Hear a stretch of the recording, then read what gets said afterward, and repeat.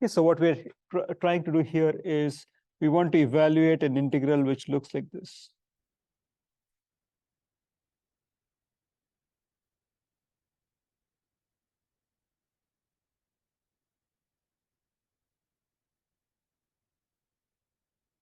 Where a, b are constants.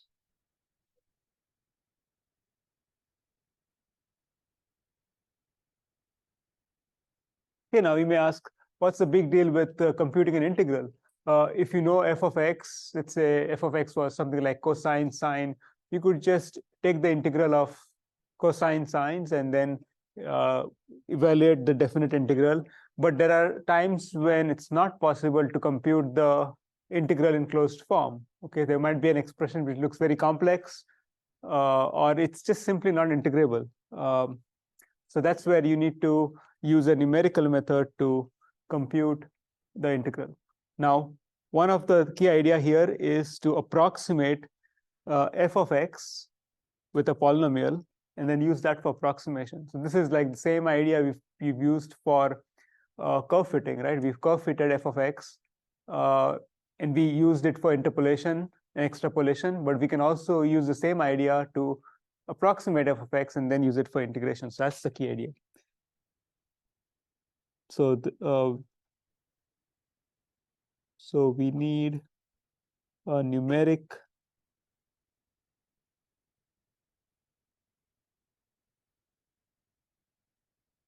estimate of I if f of x is not integrable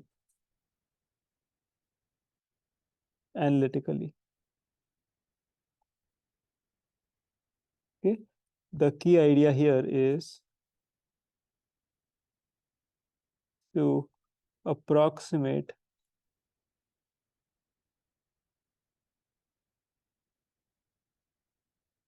f of x with a polynomial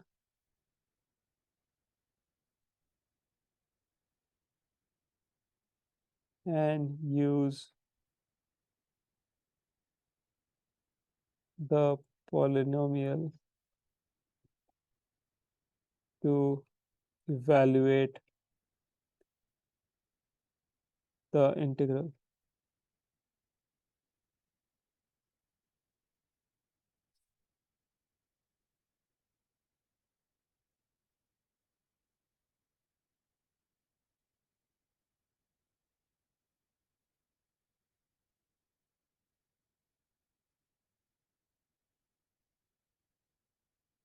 Okay, so why polynomial? Because there is a simple closed form integral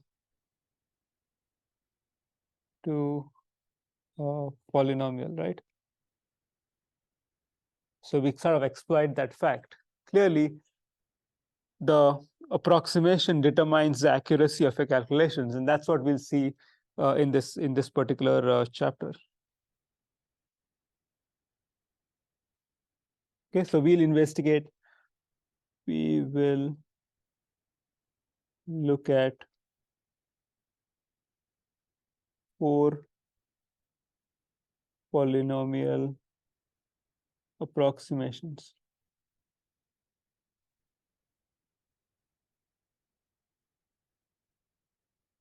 Okay, these are clearly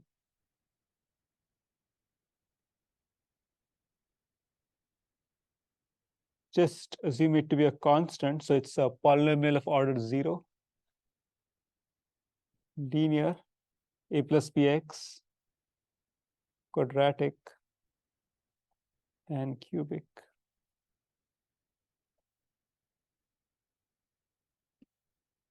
Now these have names. The names as follows. If you use constant, it's called the rectangular rule of integration. If it's linear, it's called the trapezoidal rule.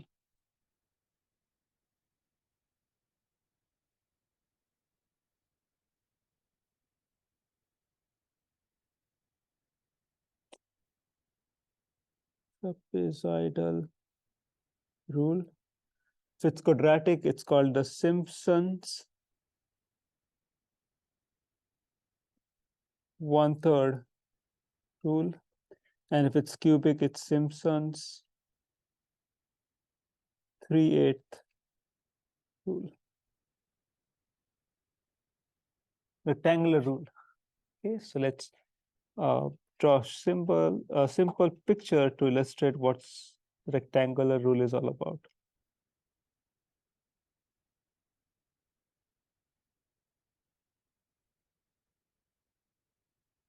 Okay, assume there's a curve.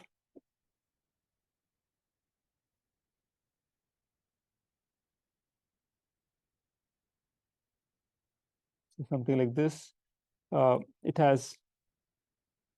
are limits where we want to integrate over. So A is the lower limit. And once we have that, we can say that, well, of course, this distance is the grid size.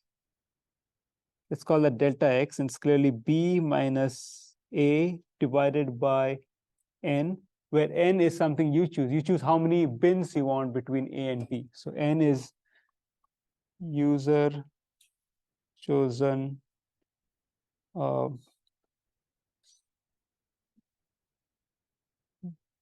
bin number.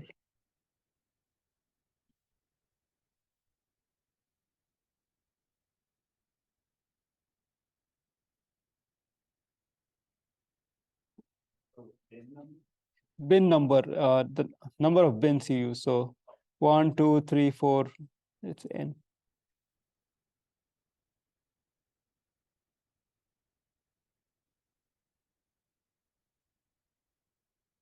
Yeah, so one way of estimating the area under the what's the integral? It's basically the area under the red curve, right? Anything between A and B. I hope you remember this. I equals integral A B f of x dx is area under the curve f of x between A and B. So one way of estimating the area is to just sum these rectangles up, this one, and so on. Okay, and you can see clearly that you have an error here. The error is the unaccounted area. This area has not been accounted for. That's the error, right? So you will see that there's an error, but if you start making those bins small and small, you decrease delta x or increase the n, you will see that those bins will become thinner and thinner, and then you'll get a better approximation to the area. So what's that? So the n has to be greater. Yeah, n has to be greater than 1, right?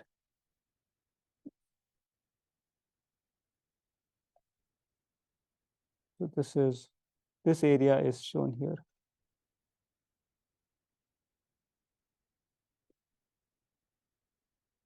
So one way of estimating I is to say that it is going to be the summation I equals 0 all the way to n minus 1. So f of n sits right here. There's no point in giving area of f of n. So it's be f of I delta x. Okay, another way of writing this is to say I equals 0 to n minus 1, but you take f of I plus 1 delta x. What the difference being the following. So if you take the summation the way I've written it here, this will be f0, f1, so on till f n minus 1 delta x, or it will be f1 plus f2 plus so on till f n minus 1 fn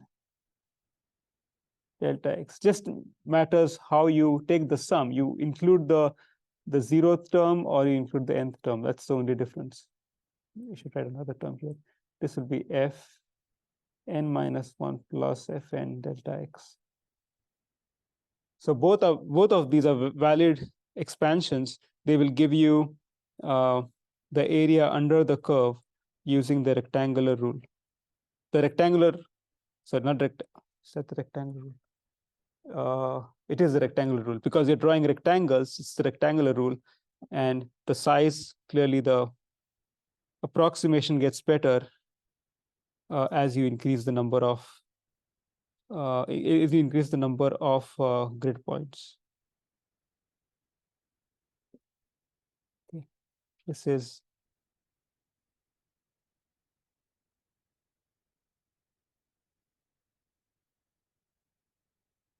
okay. Okay, next, let's look at the second rule, the trapezoidal rule. So instead of fitting rectangles to fill the area under the curve, we'll use trapezoids. So let's look at the second one.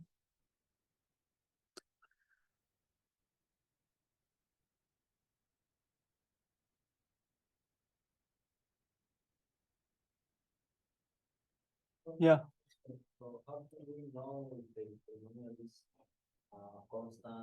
It's a constant here, right? Here you're not you're approximating it straight with constant value. Oh,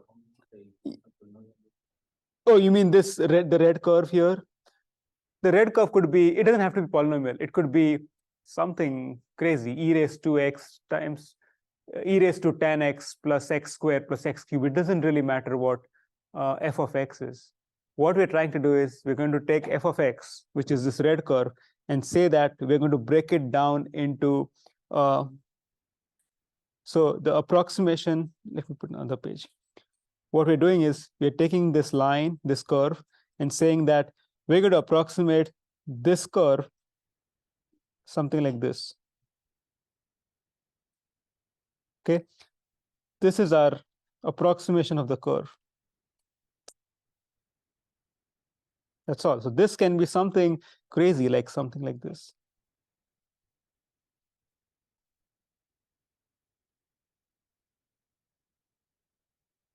It doesn't really matter. But this curve here, the one which I drew in black, is always f of is a constant. C equals constant.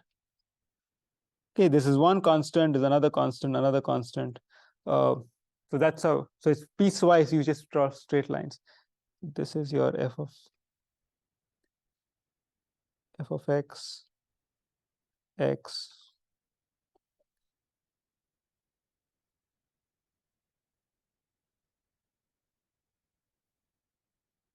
And then the area of the curve would be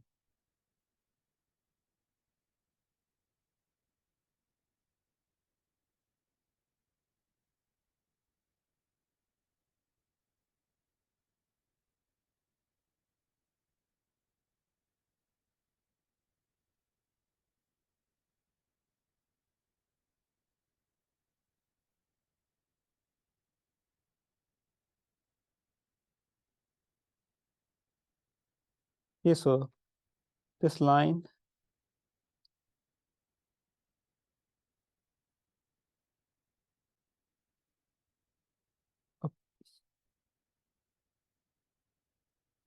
approximates this one.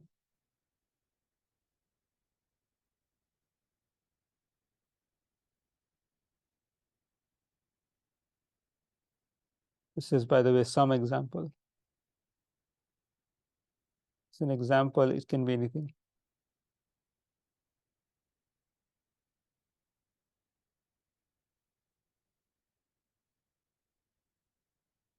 Okay, so let's take this idea and go a step further and try to get a better approximation. Why? Because if you look at this particular curve, you can see that there are times when it's not able to approximate the curve properly. Here's an example, right? You can see that the black line is not exactly on the red line. In fact, here it over approximate. This area is not part of the curve, and then it neglects to take this part. So there's a problem with a rectangular rule. So here is the next one. It's called the trapezoidal rule.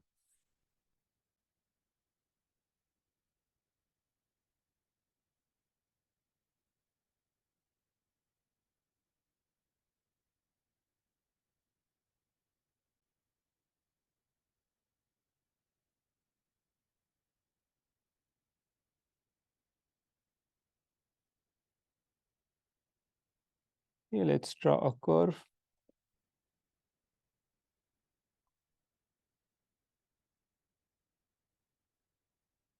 Let's take grid points.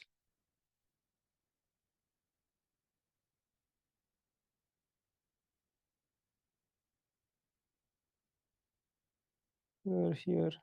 Yes, I don't need this.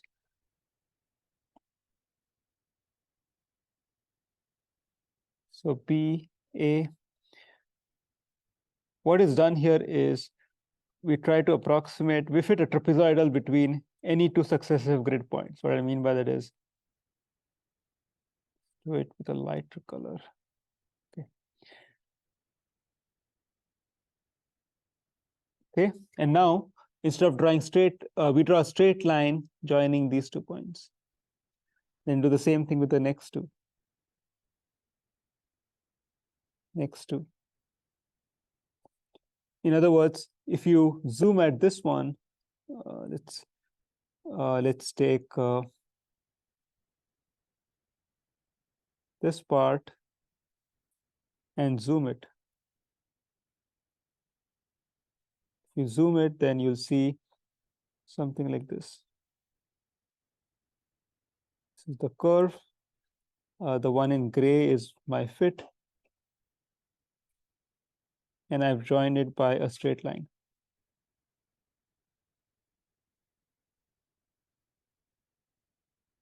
So here is this is the trapezoid. Okay, what's a trapezoid? It's basically, so it's something like a rectangle, but only two sides are parallel. Two other sides are not parallel. So you can see that for this particular part of the curve, we look at the area under the gray curve, which is the one formed by the trapezoid. We actually are missing out on this part.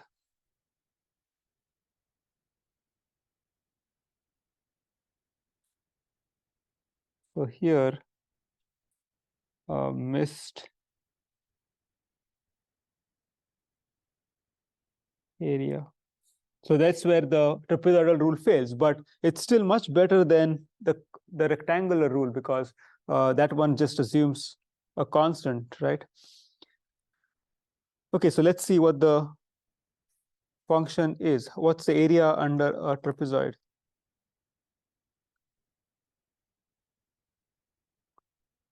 So the area of a trapezoid, if you recollect, so this is going to be, let's call this F0. This is F1. This is delta X like before. So this is delta X.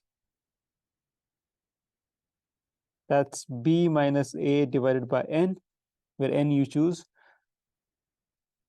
The area of a trapezoid is half the sum of the heights, F0 plus F1, times delta X, right? That's the definition of the area. So what we can do is we can say that this area, which I'll maybe show in yellow here,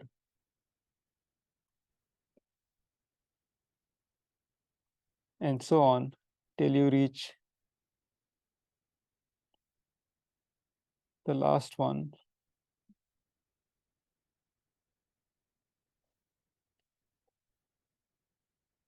So let's say this is I1, this is I2, I3, and so on till IN.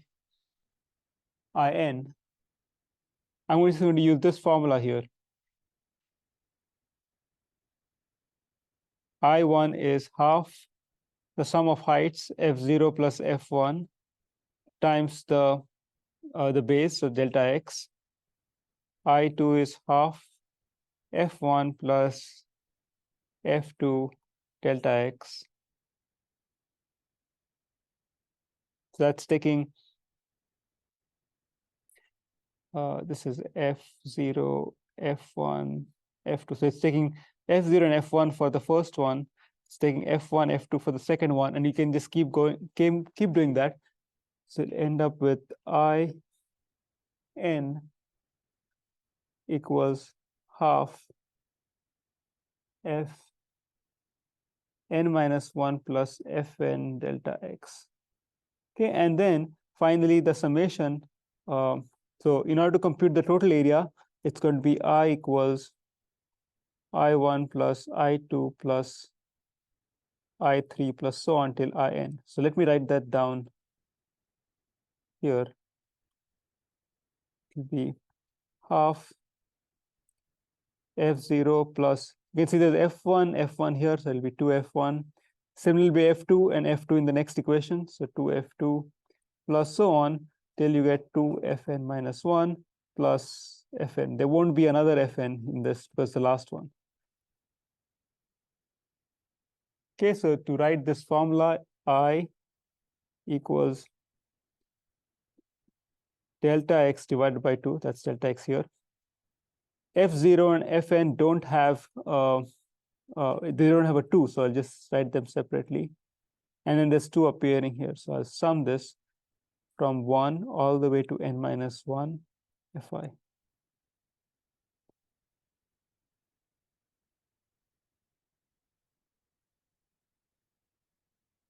You can write it as 1/3 or 1/3 rule. Okay, so I think you get the idea what's going on here. We're trying to improve the approximations by using a bigger and bigger polynomial, right? So we started with a constant. We did trapezoidal, which is linear, which is a straight line between 2 points. Now we'll use a quadratic term between 2 points. So instead of showing it for the entire region, I'm just going to show it for 3 points, successive points. So assume that there's a curve and you're trying to approximate, see, this curve is,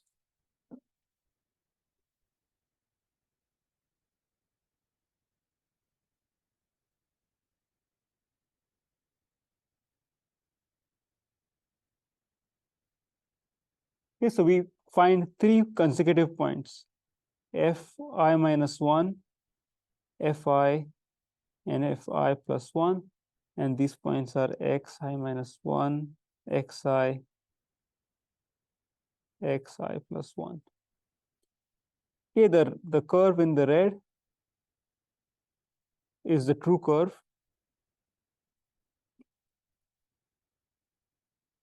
True curve. And we are trying to approximate that curve by fitting a quadratic between points Fi minus 1, Fi, and Fi plus 1. So we will fit a quadratic curve in between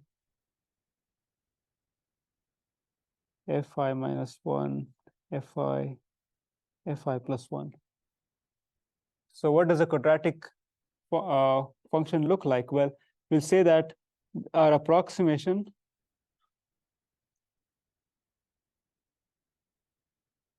P2 of x, I'll call it P2 because it's a quadratic. So what does a quadratic look like? Well, it looks like this.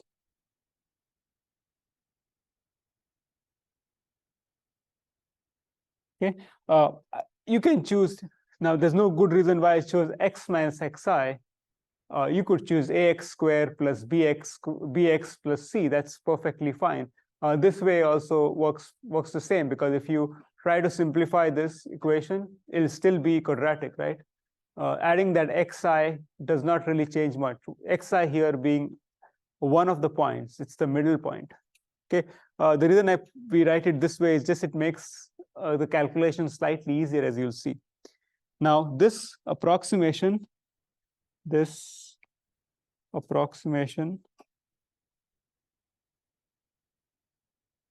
passes through 3 points.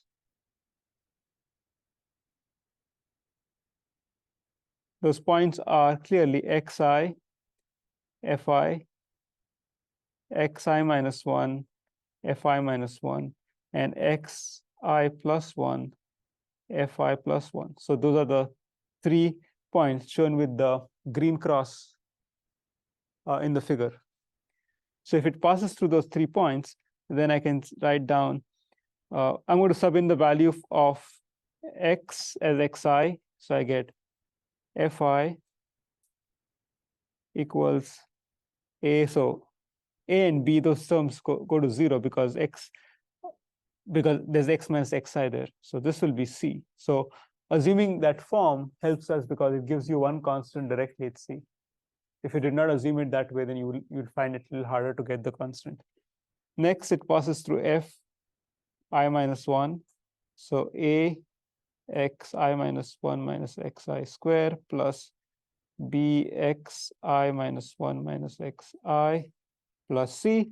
But we know that xi minus 1 minus xi, this thing is minus delta x. This thing is minus delta x. So a delta x squared, this will be minus b delta x plus c. Similarly, we can write fi plus 1 equals a xi plus 1 minus xi square plus b xi plus 1 minus xi plus c. And that thing is delta x, so it will be a times delta x squared plus b delta x plus c. This is delta x.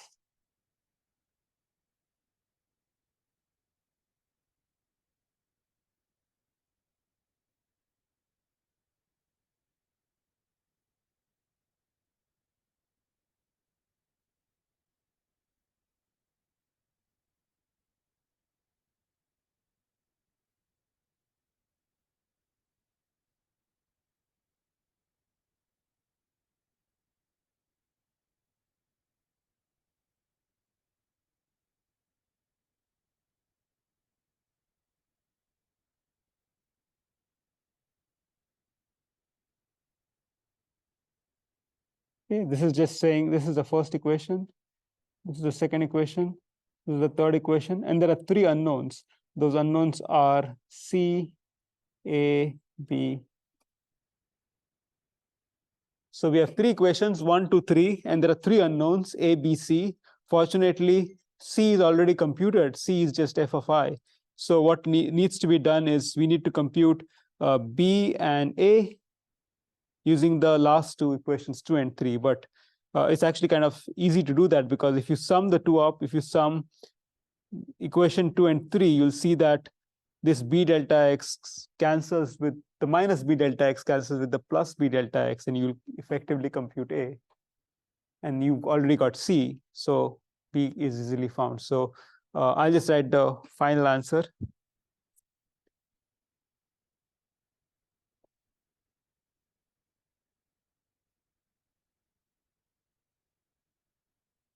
Solving for A, B, C, we have A equals f of I plus 1 minus 2f of I plus f of I minus 1 divided by 2 delta x squared. B is fi plus 1 minus fi divided by twice delta x, and C is f of I.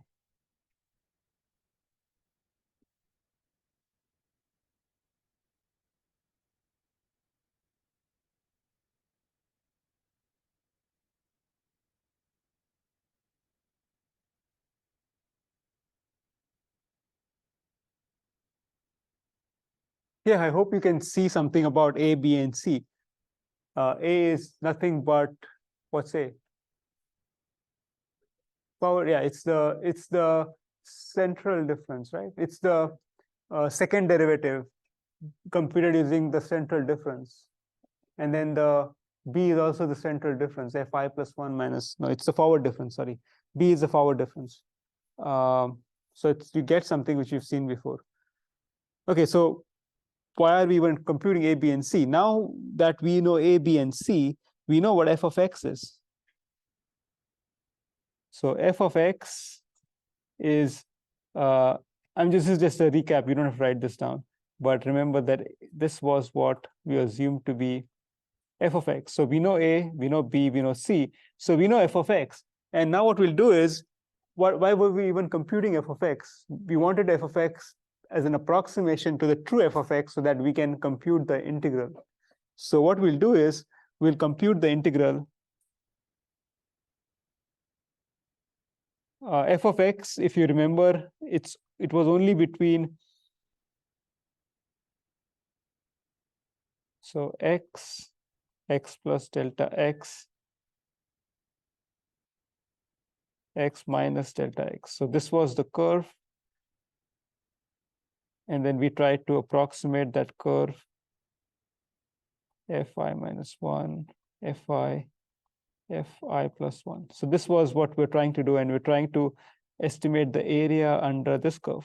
Okay, we just do it step at a time. We just do it for some general I. So if you want to compute the integral, by the way, this should be xi plus delta x. My bad. Xi plus delta x. This should be xi minus delta x. Okay, so this will be integral from xi minus delta x to xi plus delta x.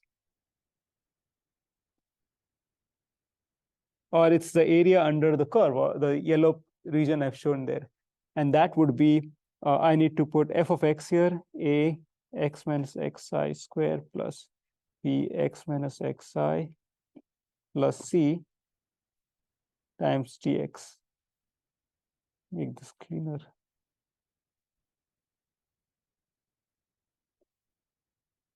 Okay, well, remember that A, B, and C are known now. I'm just not putting it there right away because it's just going to make the whole thing look very cluttered.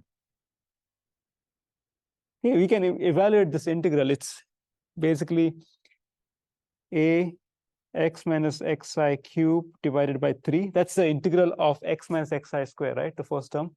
Then we have B x minus xi square divided by 2 plus C x minus xi. Now, integral of C actually is what? C times x, but it's okay if you just write x minus xi. Xi is a constant. It doesn't really make any difference to the calculation. It just makes our life a little easy.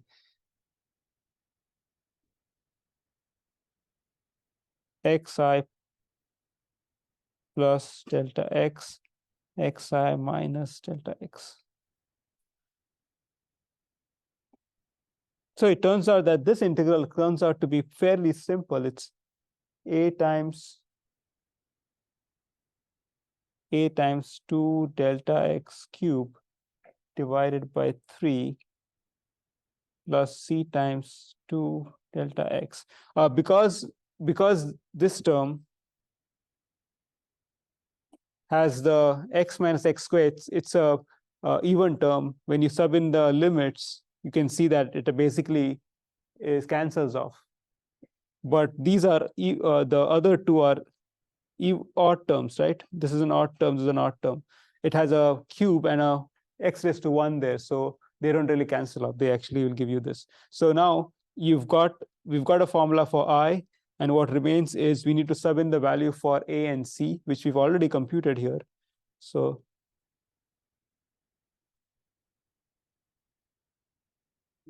sure, yeah.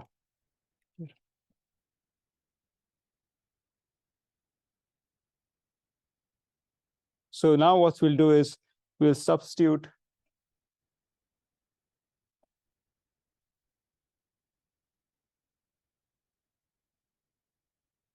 values of A and C, we can compute I. Comes out to be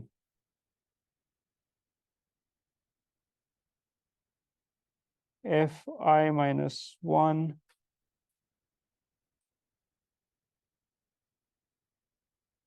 plus 4 times Fi plus 1 divided by 3 times delta x. Okay. Okay, so because of this, well, so because of this 3, the way it appears, let me write it, better way to write it is this way. I'm adding the same expression just to make it obvious why it's 1/3 rule. Okay, because of this 1/3, it's known as Simpsons. Simpson is probably the person who discovered it, but this is called Simpsons 1/3 rule because of that 1/3 appearing in the integral. So you have 3 points, and the next 3 points, and the next 3 points. Okay, I just do it for 9 points. So you're going to draw a curve or approximate the polynomial which passes through these 3 points. Remember, we're shooting for a quadratic polynomial, so you need 3 constants. You can evaluate the 3 constants by computing the 3 constants by enforcing that quadratic curve passes through those 3 points. The next one would be these 3, and then the next one would be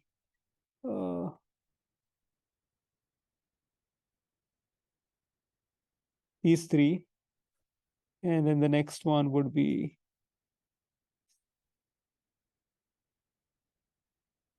I should have add one more point.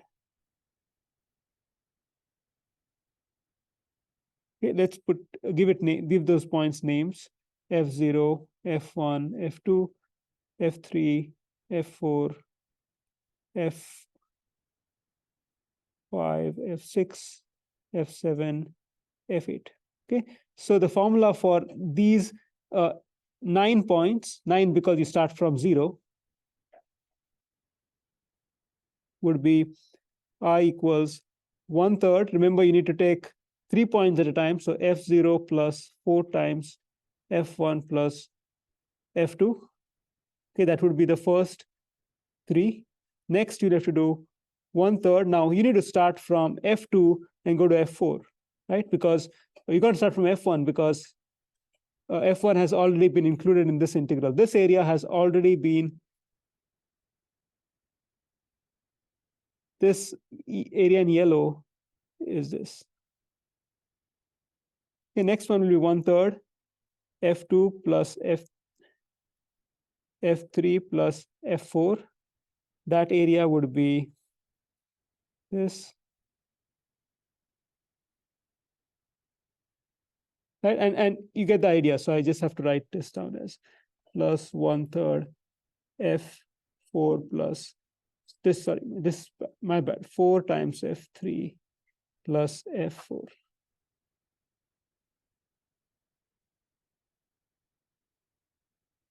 Wrong one here.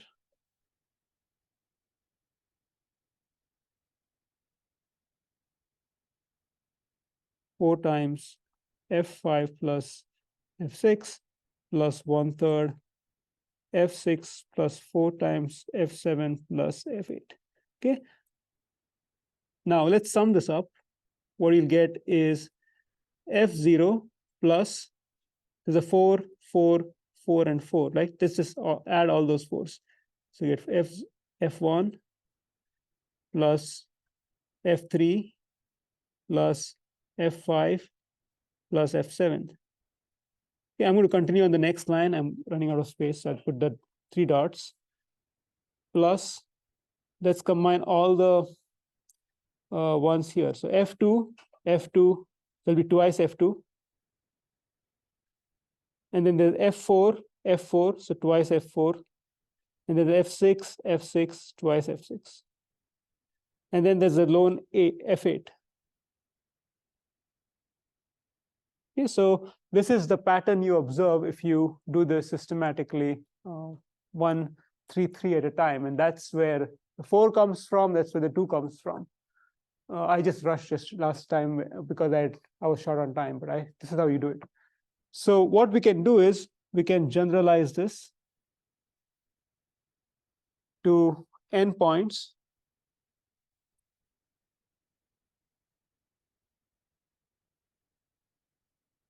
The formula is, oh, by the way, you also have to have a delta x here. So maybe you want to write that. Whole thing times delta x.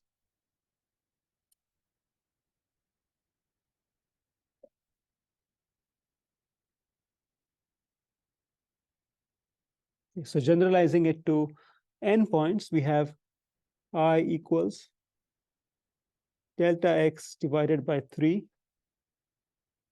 The first point remain as is. The last point remains as is, so it's just nothing in front of it. But then we notice that it's 4 times summation of fi. Okay, so you see that's 1, 3, 5, 1, 3, 5, 7, so on. So I will be 1, 3, 5, all the way to n minus 1. N minus 1 because see f7 is n is 8, so it's n minus 1 plus 2 times summation fi. Here we'll have to do f2, f4, so I equals 2, 4, 6, all the way to n minus 2 because 6 is 8 minus 2 or n minus 2. Okay, so that is the formula which we were after.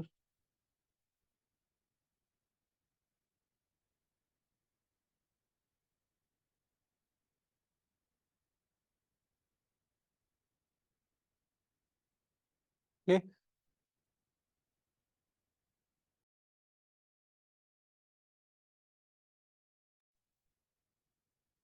Now, one thing to note here is the way this formula works is we always take 3 points at a time. So f0, f1, f2, f2, f3, f4. So the number of points should always be a multiple of 3.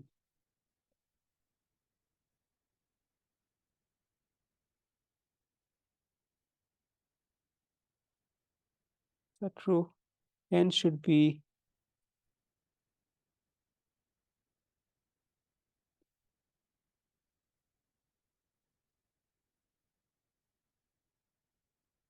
another way of saying that is n should be even. So why it should be even? Because we have well, here we have 9 points, right? F0, F8. Since we start with the 0, we don't start with 1. N should be even. So you can check me on that. The way to reason this out is what if F8 was not there? Okay, you cannot, for the last segment, you cannot join F6, F7 only because F6 and F7 are just 2 points and you need 3 points so as to complete to create a third or a second order polynomial. So you can't ignore F8, you need to have F8. You either can have up to F8 or you can have up to F6 or you can have up to F4 or F2, right? Every time it should be you should add 3 at a time. So n should be even.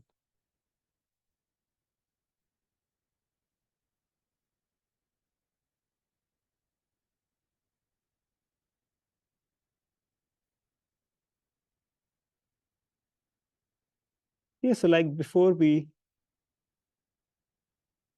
would have some data points. Here we need to work with 4 data points because our goal here is to fit a third order polynomial.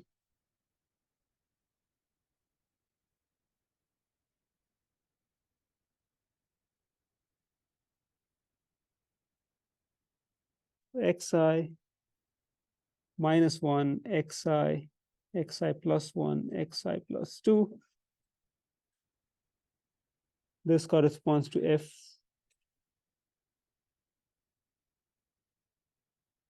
I minus 1, fi plus 1, fi plus 2.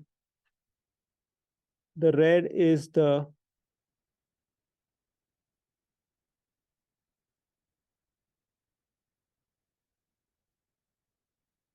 approximated curve. Okay, the true curve can be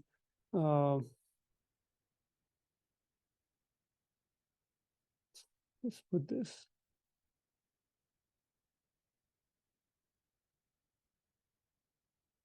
I'm just going to run exaggerated curve like this.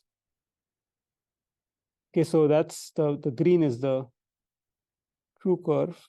Okay, clearly for this particular curve I drew, very intentionally I drew it such that it doesn't really pass through the red curve at all times, but it does pass through the data points fi minus 1 all the way to fi plus 1.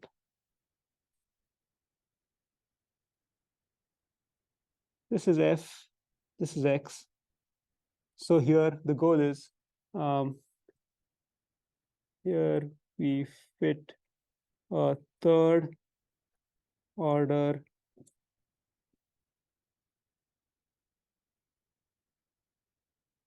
polynomial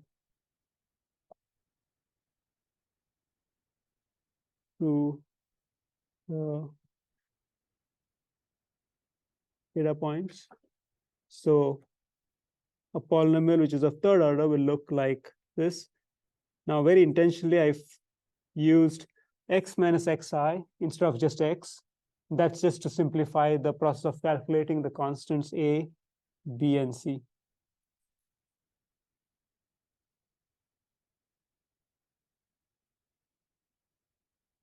Okay, so here our goal would be to compute a, b, c, d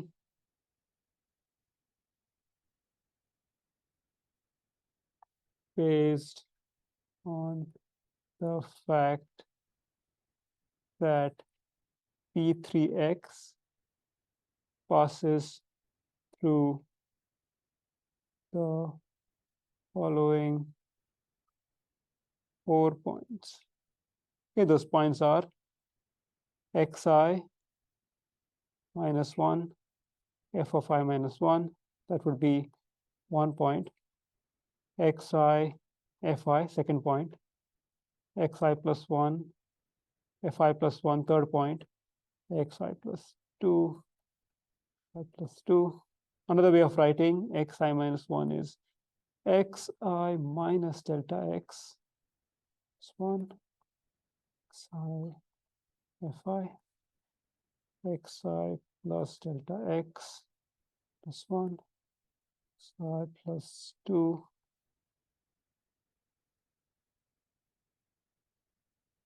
delta x plus 2. This is like a nationwide thing. 2:20 Eastern time, so it's 1:20 here.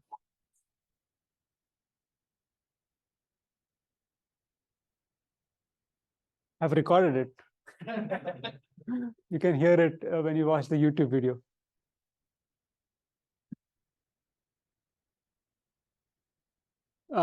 Okay, so a few more things. Good.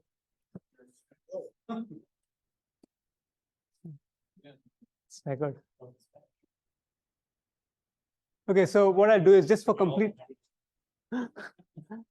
completeness, I'll write a few more things, but then you really don't need it for the problems.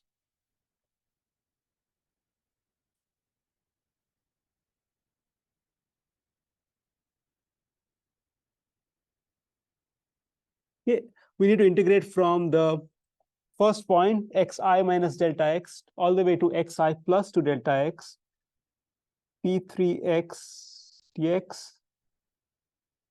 This down. Okay, so clearly that that'll take some time. Let's not do that. first, of course, I need to evaluate the constants. I'll skip that too. I'll just write down the end result, what happens when you get the constants and sub in that into that integral, integrate. Okay, so what comes out of that is this formula, I equals 3 divided by 8 delta x fi minus 1 plus 3 times fi plus 3 times fi plus 1 plus fi plus 2. Okay, so this is known as the Simpsons 3/8 rule.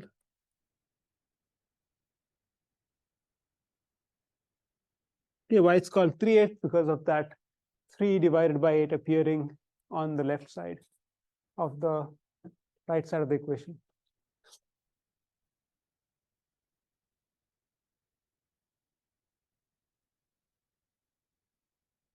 Now, one thing though, this is just for 4 points. We need to now go ahead and integrate it over the entire span, right? So what I mean by that is we need to do something similar as we have done before. 1, 2, 3, 4.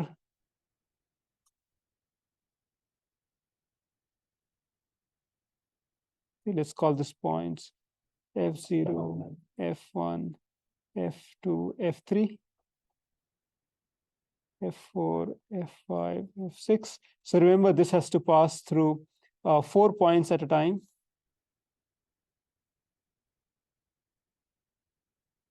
So let's do that. So 4 points, and then next 4 points, and then we can keep doing that. We just do one more set.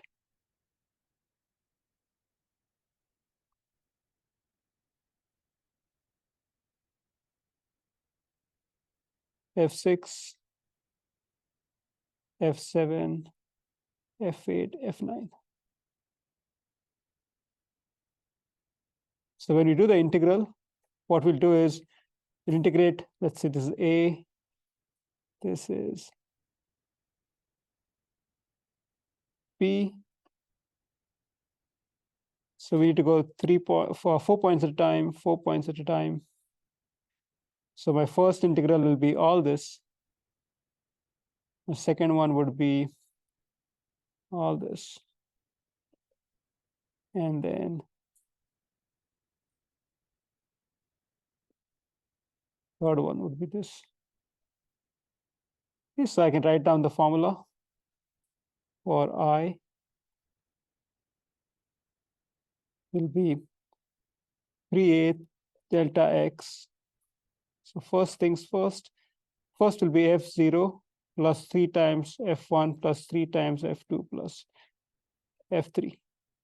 So those first 4 points using that form I have wrote down earlier, this one. Next 4 points. Remember, if you start from f3, because if you don't, then you'll miss the green part, the shaded green part. So f3 plus 3 times f4 plus 3 times f5 plus f6.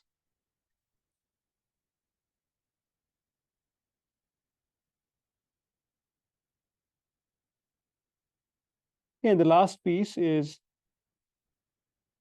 plus, I need to go on a new line, plus f6 plus 3 times f7 plus 3 times f8 plus f9. Okay, so now we can think of summing this up.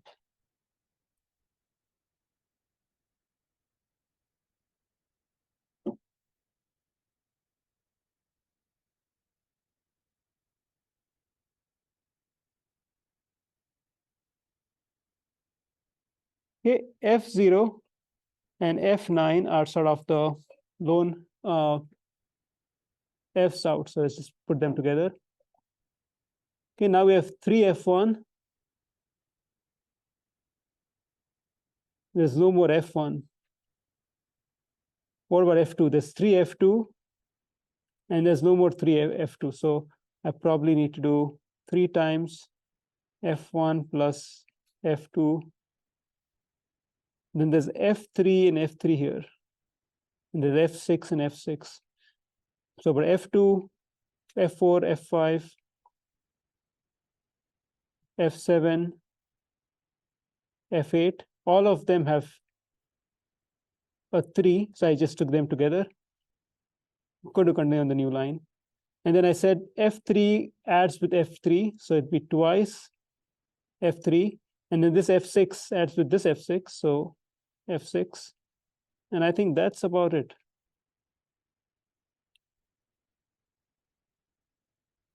So a formula which you can use to generalize this is as follows. I equals 3/8 delta x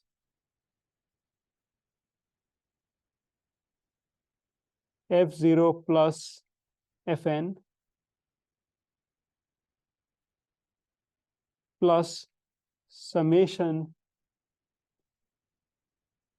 phi plus fi plus 1. So I'm just going to get the thing inside with the 3 in it. So you can see that I goes from 1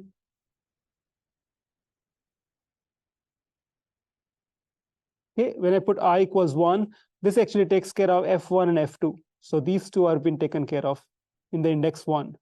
Next, I need 4 and 5. So you see that I should be equal to 4. So you get 4 and 5, 4. Then 7 and 8, all the way to n minus 2. Okay, so it'd be 1, 4, 7, all the way to n minus 2. Plus 2 times the next one, we have f3 and f6. So I should be 3, 6, 9, so on till n minus 3. And that's about it.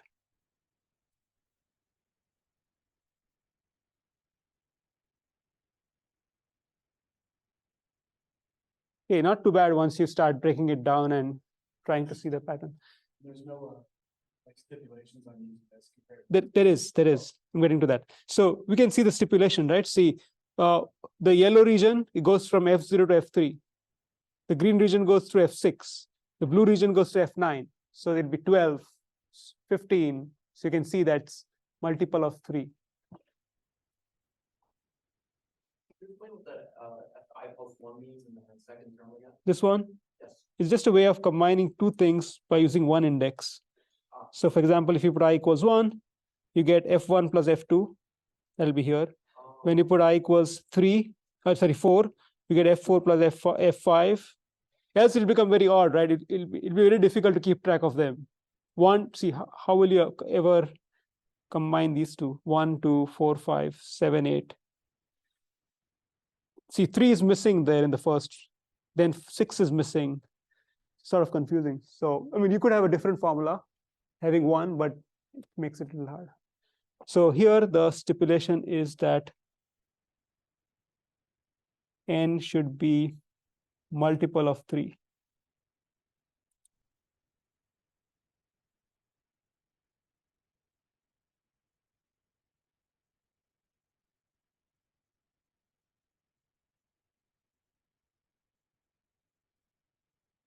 So on these 4 rules, which we have, maybe we should just summarize them. I won't write the formulas down, but we can just write the formulas too. So here's a summary of all the formulas.